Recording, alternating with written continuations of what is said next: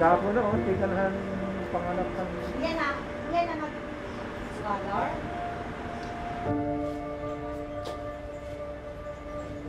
Turo mga...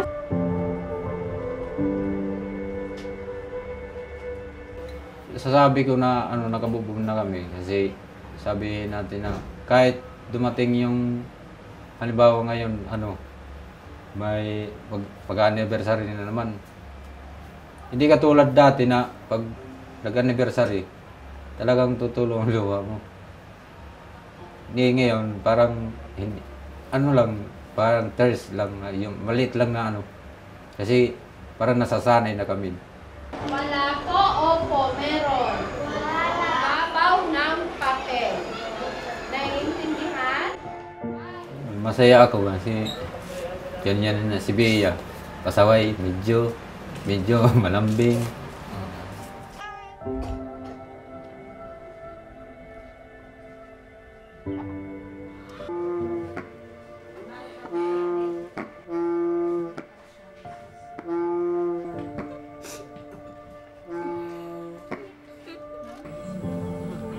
Trabaho ko sa bilang katulong.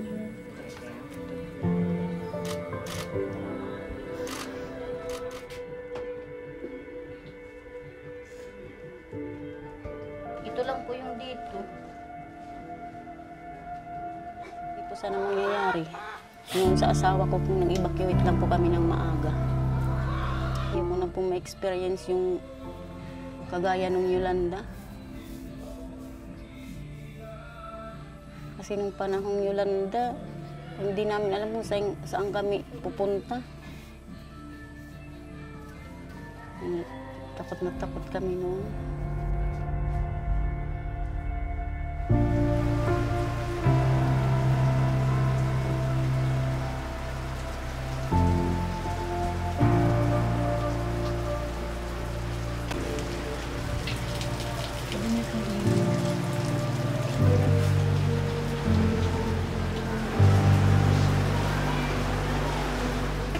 Nakasabit to sa may puno. Sabi ko, parang kilala ko to. Ito yung pinakalas na kasama ko during nag-ano ka. Lagi kong na-imagine ba kung sakali na buhay sila ngayon, malalaki na sila.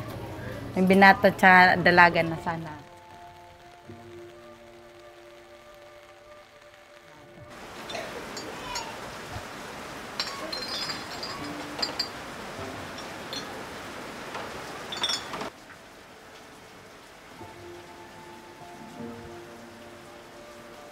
Oo. Sa kanya talaga yun. Pinatatagan ko lang kasi sabi ko nga, lagi ako may motivation ba. Hindi permanente ang buhay. Minsan, nasasaktan tayo. Minsan, masaya. Kaya, pinipilit ko lang magpakatataga.